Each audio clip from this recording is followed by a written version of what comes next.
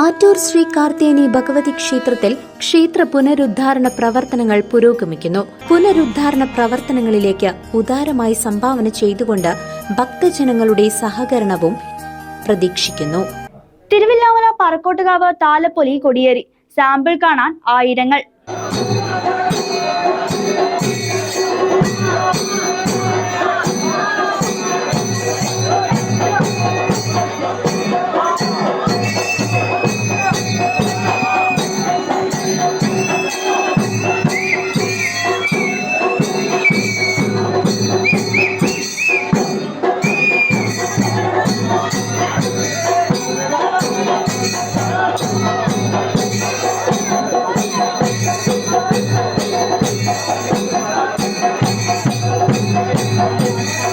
മൂന്ന് ദേശക്കാരുടെയും പൂരപ്രേമികളുടെയും വൻ ജനാവലിയിൽ പ്രസിദ്ധമായ തിരുവില്ലോമല പറക്കോട്ടുകാവ് താലപ്പൊലി കൊടികയറി. ഉത്സവപ്രേമികൾ ആവേശത്തോടെ കാത്തിരിക്കുന്ന താലപ്പൊലി ഞായറാഴ്ച അതിവിപുലമായാണ് ആഘോഷിക്കുന്നത്. പറക്കോട്ടുകാവിൽ സന്ധ്യയ്ക്ക് ദീപാരാധന, നിറമാല, ചുറ്റുവിളക്ക് എന്നിവയ്ക്ക് ശേഷമാണ് കൊടിയേറ്റത്തിന്റെ ചടങ്ങുകൾ നടന്നത്. തുടർന്ന് നടന്ന സാമ്പിൾ വെടിക്കെട്ട് ദർശിക്കാൻ ആയിരങ്ങളെത്തി. രാവിലെ പാമ്പാടി മന്നം ക്ഷേത്രത്തിലും കൊടിയേറ്റം നടന്നു. ഇനി 6 രാപ്പകലുകൾ അകലെ താലപ്പൊലി ആഘോഷമാണ്. പറക്കോട്ടുകാവിൽ താലപ്പൊലിയോടനുബന്ധിച്ച് കൊടിയേറ്റ ദിനത്തിൽ രാവിലെ പൊങ്കാല ഉത്സവം നടത്തി. പറക്കോട്ടുകാവ് ക്ഷേത്രോപദേശക സമിതിയാണ് ചടങ്ങുകൾ സംഘടിപ്പിച്ചത്. മല്ലിച്ചിറ അയ്യപ്പൻകാവിൽ രാവിലെ പൂജ, പഞ്ചവാദ്യം എന്നിവയുമുണ്ടായിരുന്നു. താലപ്പൊലി കൊടിയേറിയതോടെ തട്ടകം ഉത്സവലഹരിയിലായി. പടിഞ്ഞാറ്റുമുറി, പാമ്പാടി, കിഴക്കുമുറി ദേശങ്ങളിൽ ഇന്നു മുതൽ പറയെടുപ്പ് ആരംഭിക്കും. താലപ്പൊലിയുടെ വരവറിയിച്ച് പൂതൻ, തിറ, നായാടികൾ എന്നിവ തട്ടകത്തെ വീടുകളിലെത്തും. ശനിയാഴ്ച ചമയ പ്രദർശനവും പൂതൻകളി, റോഡ് ഷോ എന്നിവയുമുണ്ടാകും.